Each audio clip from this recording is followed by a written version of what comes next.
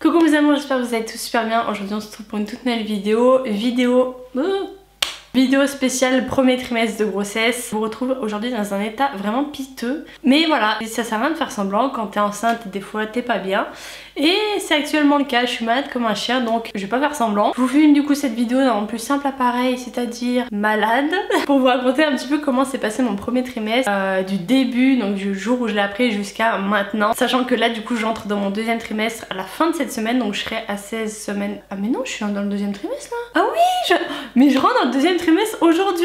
Je suis à 15 semaines aménorrhée plus 1. Juste avant que cette vidéo commence, n'oubliez pas de la liker, la partager et vous abonner. C'est normal si je saute, c'est mes aligneurs. Normalement ça devrait être bientôt terminé. J'attends mon rendez-vous pour la contention, bref. Bon alors, faut savoir que les premiers symptômes que j'ai eu, je pense que je vous en avais déjà parlé dans ma précédente vidéo par rapport à ma grossesse, mais les premiers symptômes que j'ai eu, donc c'était des douleurs DPO7, DPO8, donc là où il y avait l'implantation, et ça a été mes premières douleurs au ventre, sachant que j'en ai pas forcément eu, ce n'est peut-être vers 7 ou 8 semaines, mais c'est tout. Sinon je n'ai pas eu de douleurs au ventre, donc de douleurs ligamentaires, peut-être parce que j'y ai déjà eu une précédente grossesse et que mon corps est habitué, mais en tout cas enfin j'ai pas vraiment de douleur. Par contre il y a un point sur lequel vraiment là j'y arrive plus du tout, c'est au niveau des nausées, des vomissements. Je n'ai fait que vomir. Si je vais résumer là, ces dernières semaines, ça a été vomir, vomir, vomir, de à peu près 10 semaines aménorrhée jusqu'à maintenant, donc ça fait quand même 5 semaines que ça dure, et j'arrive à un stade où j'en peux plus, j'ai tout essayé et il n'y a rien qui marche, mais ça je vais y revenir juste après. Ce qui fait que j'ai pris du poids mais sans trop en prendre, puisque je fais que vomir, donc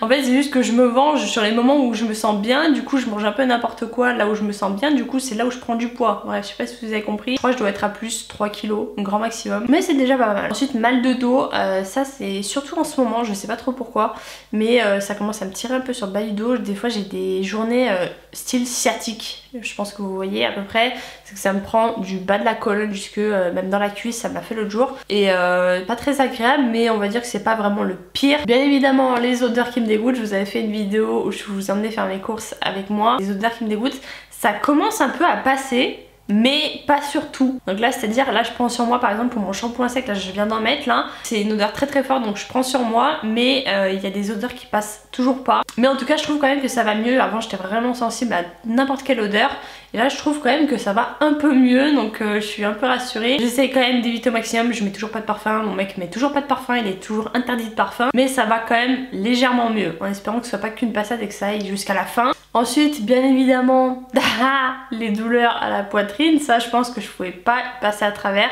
Ça a attaqué très récemment, puisque avant j'avais pas spécialement mal, ou alors je me souviens pas avoir eu spécialement mal. Là ça a attaqué vraiment il y a 2 semaines environ. Là c'est limite si je peux les toucher, donc pour vous dire, là à peine je frôle j'ai super mal, mais je sais que ça a passé. Enfin pour Kéline, je me souviens que c'était un peu en dents de scie, il y avait des jours avec et des jours sans. C'est surtout le premier trimestre et les derniers trimestres j'ai l'impression. Donc deuxième trimestre on va miser sur le fait que ça ira mieux en termes général, parce que là vraiment je suis blanche, mais je sais pas si c'est moi là ou si c'est la caméra, ou j'en sais rien. Aussi j'ai pas été épargnée bizarrement par l'acné. J'ai des poussées de boutons, regardez même là, j'ai des poussées de boutons absolument de partout, sur le corps, vraiment de partout. Je sais pas pourquoi. Il revient en force dans le plus grand des calmes, mais c'est pas bien grave. Et le truc le pire, je pense, avec les nausées et vomissements, là je vous fais un topo de tous mes symptômes, hein, mais c'est pas en mode pour me plaindre, c'est juste pour vous faire un résumé de mon premier trimestre, c'est le but de cette vidéo. C'est la fatigue. Je suis toujours aussi fatiguée.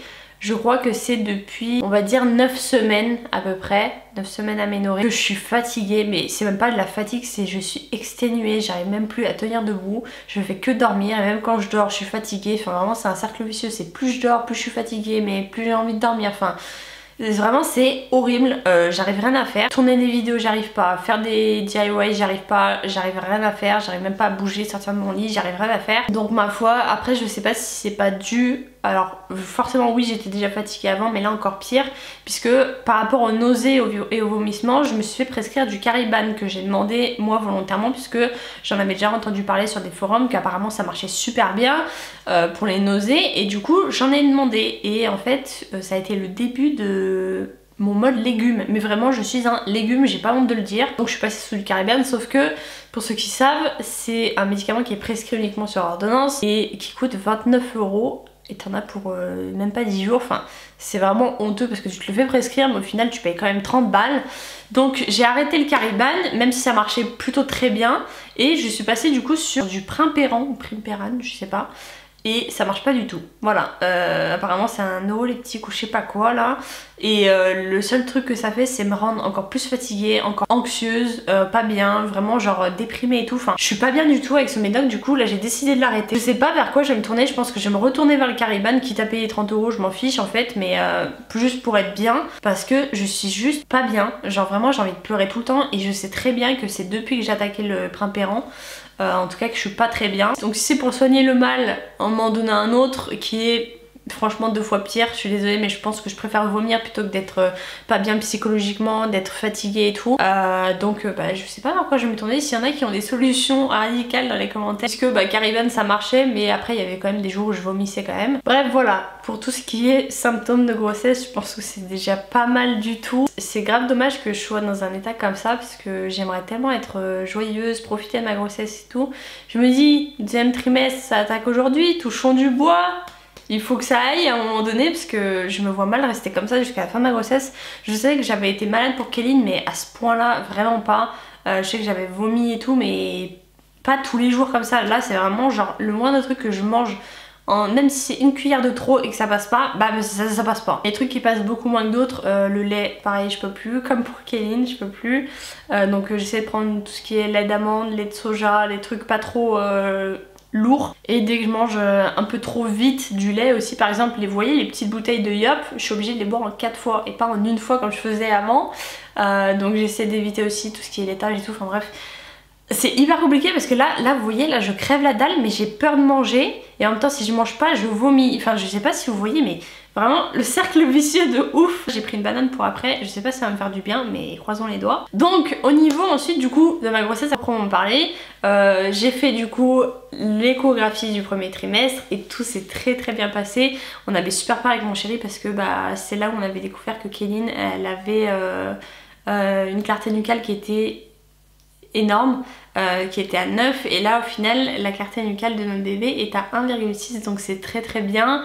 On l'a vu faire des saltos arrière pendant l'échographie, pas du tout coopératif ou coopératif, j'en sais rien encore. Mais voilà, tout s'est très bien passé, on a été super bien pris en charge parce que du coup c'est pas du tout dans le même hôpital dans lequel j'ai accouché, parce que je voulais pas, tout simplement pour l'aspect psychologique et parce que j'ai pas du tout envie de revoir ces personnes là. Donc du coup on est suivi dans un autre hôpital par des gens qui sont très bien et franchement on est grave rassurés. Alors c'est très loin de chez nous, c'est pas du tout là-bas que je vais accoucher mais au moins on a un suivi très sérieux et du coup voilà, c'est très bien passé. On avait vraiment super peur, on n'a pas dormi de la nuit la veille de l'échographie mais ça s'est très bien passé donc on est grave content.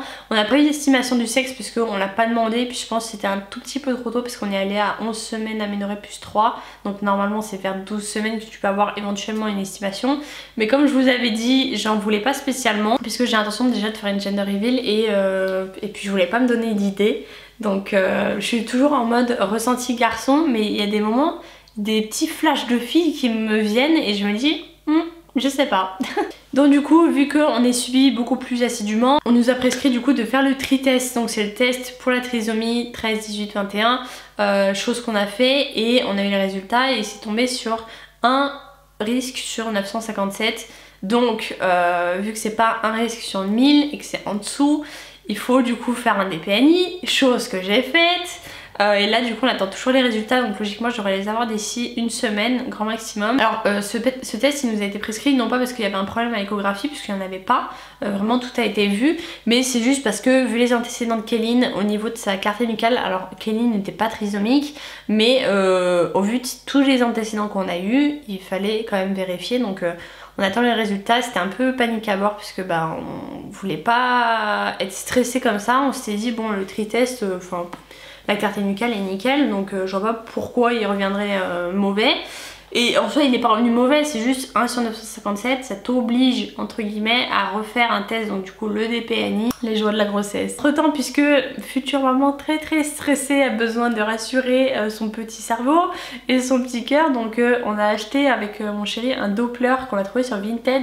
Franchement prenez-les sur Vinted, j'en ai pris 2 parce qu'en soi il y en a un qui était en retard et l'autre au final était aussi en retard. Bref, du coup j'en ai 2 mais il n'y en a qu'un seul que j'utilise et ça marche super bien.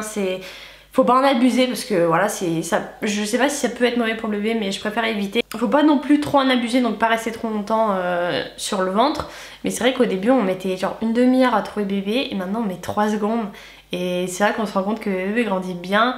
Moi je le vois au changement de mon corps. Je vous mettrai une petite photo là ici d'un matin, je crois que c'était il y a 3 jours, où j'ai pris une photo où j'étais allongée. Et on voit bébé, enfin je veux dire c'est un truc de ouf, mon ventre il a bien grossi et beaucoup plus vite que pour Kéline, puisque forcément c'est une deuxième grossesse donc logiquement ça pousse plus vite, après peut-être qu'il y a des exceptions. Mais bref, le Doppler marche très bien, on entend bien le cœur de bébé, ça galope. Donc on est trop content parce que ça nous rassure un peu, ça nous permet aussi entre les échographies de voir bébé, enfin d'entendre bébé surtout. Et c'est plutôt cool en vrai pour les mamans qui sont anxieuses. Il y a tout le monde qui dit que ça peut être anxiogène, moi je trouve pas spécialement. Alors oui, si tu trouves pas bébé, je pense que ça peut être anxiogène. Nous ça n'a jamais été le cas, on le trouve très rapidement à chaque fois. Donc pour l'instant moi ça m'angoisse pas plus que ça. Même la première fois on avait galéré, on a fait genre un quart d'heure puis un quart d'heure. Et en fait le premier quart d'heure j'ai pas paniqué parce qu'on trouvait pas bébé. Genre vraiment je me suis dit bon bah c'est juste peut-être que je cherche mal et c'est tout. Ça m'a jamais stressé, donc moi je le prends bien le Doppler. Je sais qu'il y en a que ça angoisse mais moi pas du tout. Donc du coup pour en venir à ce fameux premier trimestre, comment je me sens? Pas très bien en termes général puisque comme je vous l'ai dit je suis malade, je fais qu'être malade de toute façon. Je me dis que ça passera peut-être au deuxième trimestre, là on attaque aujourd'hui donc c'est le moment que ça se calme. Mais sinon après je vis quand même super bien le fait d'être enceinte et je suis très heureuse. C'est juste que forcément les maux de grossesse des fois j'aimerais juste que ça s'arrête, qu'on passe direct à l'accouchement et qu'on n'en parle plus parce que genre vraiment là je suis à un stade où je sais que c'est là, et même pareil pour Kéline, j'avais douté de ma grossesse à ce moment là et là je suis en train de faire pareil en mode est-ce que je vais être une bonne maman, est-ce que je vais assurer, est-ce que ça va être comme je le voulais, enfin bref, plein de trucs sur lesquels tu doutes et c'est normal. Je sais que ça passera. J'ai envie de m'attacher à ce bébé mais j'attends encore un peu. C'est bizarre hein, parce que là tout va très bien mais j'attends encore un petit peu avant de me projeter à fond dans cette grossesse, d'acheter des trucs, des machins, parce que je me protège aussi inconsciemment parce que j'ai pas du tout envie de me refaire du mal comme je m'étais fait pour Kéline. Malheureusement on contrôle rien dans la vie donc je sais que ça empêchera rien. Mais on commence quand même à penser à Babynou et à se projeter au niveau des achats, au niveau de plein de choses. Donc voilà, en espérant que le deuxième trimestre se passe un peu mieux. Sachant aussi du coup que, je vous en ai pas parlé ici mais j'en ai parlé sur TikTok. Je suis en train d'essayer d'arrêter de vapoter. Donc c'est hyper compliqué parce que, enfin c'était hyper compliqué les premiers jours. Là j'ai réduit mon taux de nicotine à quasiment 0 et je suis trop fière de moi parce que ça fait des années que je vape. Ça fait 11 ans concrètement que je fume et c'était hyper dur pour moi. Mais je me suis dit, en fait je sais pas, j'ai eu un déclic un matin, je me suis dit faut que j'arrête. Genre vraiment faut que j'arrête pour moi, pour après, pour bébé, pour tout le monde. Je pense que c'est mieux et puis même quand on est enceinte c'est triste à dire mais on est tout le temps source de jugement en mode ah mais elle est enceinte mais elle fume et machin. C'est fatigant, vraiment à la longue c'est fatigant quand c'est pas des remarques sur ton poids, c'est des remarques sur ce que tu fais, ce que tu bois, ce que tu fumes. Alors moi je bois pas du tout d'alcool, je vous préviens, mais le fait de vapoter, je sais que voilà, ça en dérange certains. Je le fais pas pour les autres mais je le fais surtout pour moi, mais ça en fait partie aussi. C'est que j'ai pas envie qu'on m'emmerde en fait avec ça. Donc j'ai décidé d'arrêter de vapoter progressivement parce que j'ai pas envie de m'angoisser ni d'être pas bien. Déjà j'ai commencé à être pas bien puisque... les 2 premiers jours où j'ai ralenti, donc où j'ai baissé ma nicotine, c'est le jour où j'avais mon test des PNI. Donc c'était il y a 3 jours je crois, 3-4 jours. Et en fait en arrivant au labo je suis tombée dans les pommes. Parce que la baisse de nicotine ça peut faire que tu peux avoir des étourdissements. Et je pense totalement que c'était ça. Du coup je suis tombée dans les pommes avant ma prise de sang, pas mal, original.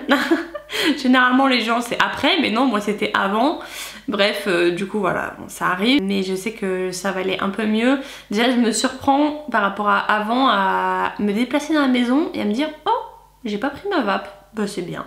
Alors qu'avant j'avais tout le temps ma vape crochetée à ma main, genre vraiment c'était de fou. Je vapais jour et nuit, là maintenant je me dis bah, j'en ai envie, mais pas plus que ça. Et d'ailleurs j'ai commandé... Non mais attendez, mais vraiment zinzin. Je sais qu'en plus je vais en avoir besoin pour mon accouchement, mais j'ai commandé des sucettes pour combler le manque, puisque là du coup je suis passée presque en 0 et quand je serai à 0 après j'ai l'intention d'arrêter le geste en prenant des sucettes. Donc j'ai commandé plein de sucettes sur un site artisanal, je sais plus comment ça s'appelle, bref j'ai tapé sucettes vanille, je crois que c'est le premier site, et j'en ai commandé à la vanille, coco, caramel, cerise, framboise, bref j'ai commandé tous les goûts, vous savez c'est les grosses sucettes, et je me dis que peut-être ça pourra m'empêcher d'avoir le geste, je sais pas, on verra, mais bon je fais en sorte que tout aille bien et que je m'en sorte et que j'y arrive, parce que je vois pas pourquoi j'y arriverais moins bien que quelqu'un d'autre, donc voilà. Bref voilà, c'est tout pour mon premier trimestre.